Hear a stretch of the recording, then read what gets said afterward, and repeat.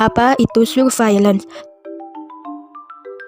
Surveillance epidemiologi dapat didefinisikan sebagai rangkaian kegiatan yang sistematis dan berkesinambungan dalam pengumpulan, analisis, interpretasi data, dan penyampaian informasi dalam upaya menguraikan dan memantau suatu penyakit atau peristiwa kesehatan. Apa itu stroke? Stroke adalah kerusakan pada otak yang muncul mendadak, progresif, dan cepat akibat gangguan peredaran darah otak non-traumatik. Gangguan tersebut secara mendadak menimbulkan gejala antara lain kelumpuhan seisi wajah atau anggota badan, bicara tidak lancar, bicara tidak jelas, perubahan kesadaran, gangguan penglihatan, dan lain-lain.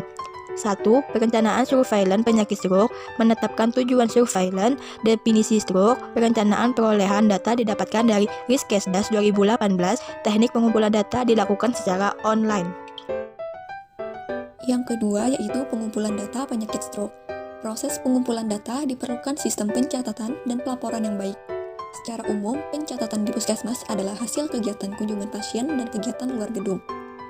Pengumpulan data dilakukan dengan mengadakan pencatatan insidensi terhadap orang-orang yang dianggap penderita stroke atau population at risk melalui kunjungan rumah atau active surveillance, atau pencatatan insidensi berdasarkan laporan sarana pelayanan kesehatan, yaitu dari laporan rutin poli umum setiap hari, laporan bulanan puskesmas desa dan puskesmas pembantu, laporan petugas surveillance di lapangan, laporan harian dari laboratorium, dan laporan dari masyarakat serta petugas kesehatan lain atau passive surveillance. Sedangkan pelaporan dibuat dengan merekapitulasi data hasil pencatatan dengan menggunakan formulir tertentu. Misalnya, Form W1 kejadian luar biasa atau KLB, Form W2 laporan mingguan, dan lain-lain. Yang ketiga yaitu pengolahan atau penyajian data penyakit stroke. Data yang sudah terkumpul dari kegiatan diolah dan disajikan dalam bentuk tabel, grafik berupa histogram, polygon frekuensi, chart seperti bar chart, peta atau map area. Penggunaan komputer sangat diperlukan untuk mempermudah dalam pengolahan data, diantaranya dengan menggunakan program seperti EpiInfo, SPSS, Lotus, Excel, dan lain. Analisis data penyakit stroke di Indonesia berdasarkan Riskesdas 2018. Analisis data adalah menindaklanjuti data yang sudah diolah selanjutnya dianalisis dengan membandingkan data bulanan atau tahun-tahun sebelumnya, sehingga diketahui ada peningkatan atau penurunan, dan mencari hubungan penyebab penyakit stroke dengan faktor resiko yang berhubungan dengan kejadian stroke. Dapat kita lihat pada tabel yang kita sajikan di sini, prevalensi per mil stroke berdasarkan diagnosis dokter pada penduduk umur lebih dari sama dengan 15 tahun di Indonesia secara keseluruhan bahwa ada 10,9% masyarakat di Indonesia yang menderita penyakit stroke. Dilihat dari data yang kita dapatkan dalam Riskesdas 2018, dinyatakan bahwa di Indonesia mengalami peningkatan penderita penyakit stroke sebesar 3,9% dari tahun 2013 ke tahun 2018.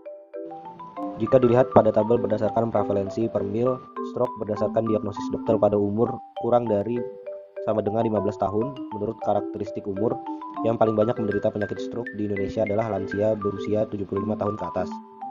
Jika dilihat berdasarkan karakteristik jenis kelamin, dapat dilihat bahwa jenis kelamin laki-laki lebih banyak 0,1% menderita penyakit stroke daripada perempuan.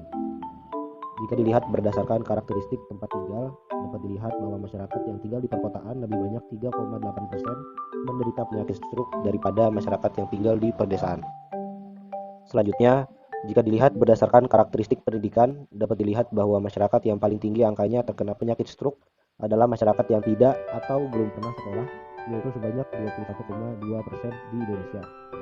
Jika dilihat berdasarkan karakteristik pekerjaan, dapat dilihat bahwa masyarakat yang paling tinggi angkanya terkena penyakit stroke adalah masyarakat yang tidak bekerja, yaitu sebanyak 21,8% di Indonesia. Proporsi kontrol stroke ke fasilitas pelayanan kesehatan pada penduduk umur lebih dari 15 tahun dengan stroke berdasarkan diagnosis dokter menurut provinsi di Indonesia dapat dilihat bahwa yang melakukan kontrol rutin sebanyak 39,4% penderita stroke di Indonesia. Yang melakukan kontrol kadang-kadang sebanyak 38,7% penderita stroke di Indonesia, dan 21,9% penderita stroke di Indonesia tidak memeriksakan ulang kondisi tubuhnya ke dokter. Yang kelima, penyebarluasan informasi. Penyebarluasan informasi yang baik harus dapat memberikan informasi yang mudah dimengerti dan dimanfaatkan dalam menentukan arah kebijakan kegiatan, upaya pengendalian, serta evaluasi program yang dilakukan.